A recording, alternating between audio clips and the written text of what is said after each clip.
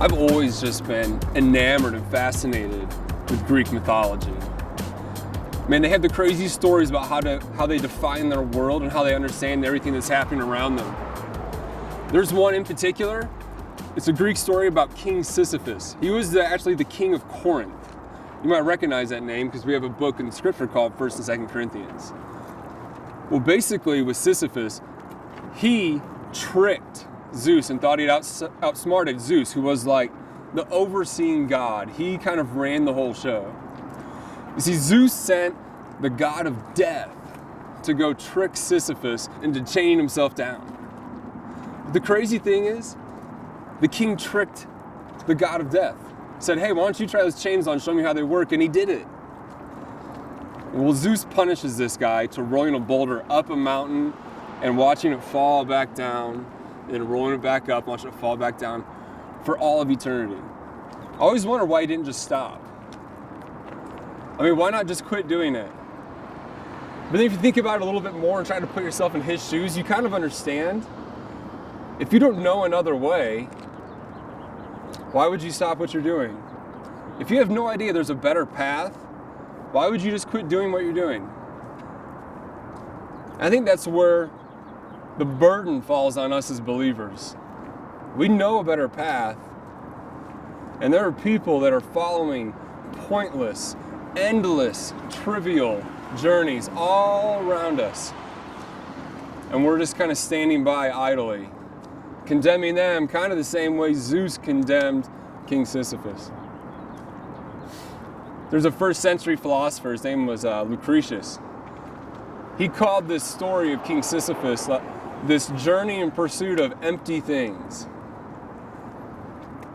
Man, I don't think we've really evolved much from journeys and pursuits for empty things. But the cool thing about being a Christian and knowing Christ is that Christ gave us a path that actually leads somewhere. Christ gave us a journey and a place to go where we can find Him and experience Him. See, He's not vindictive and vengeful like the Greek gods. He loves us and cares, and we have a path. I think the first step on that path is knowing that we're all on the exact same page before we meet Christ. See, in Romans 3:23 it says, everybody sin and fall short of the glory of God. Everybody. We're all on the same level. We have a God that loves us so much that we can live in a world that has all sorts of trivial, endless, pointless paths. But God just laid a path out for all of us, just one path that actually leads somewhere. And He's not hiding it. He's not tricking us into finding it. It's right in front of us, but this path, it starts with one step, and that step is understanding that, man, maybe right now you're not on the right path. Maybe right now you're on a totally different journey. And the first step is understanding Romans 3:23. You've sinned just like everybody else. We're all on the same level.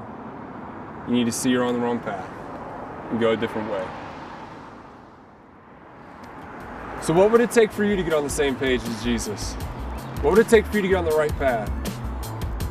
So I think the hardest part about starting is actually admitting that maybe you're not all the way there yet. So the thought I want to leave you with is if this truth really sets you free and you're not quite on the same page, you're not quite walking down the same path, what would it take for you to get on the same page as Jesus? To step off of whatever path you're on and to get on the right one.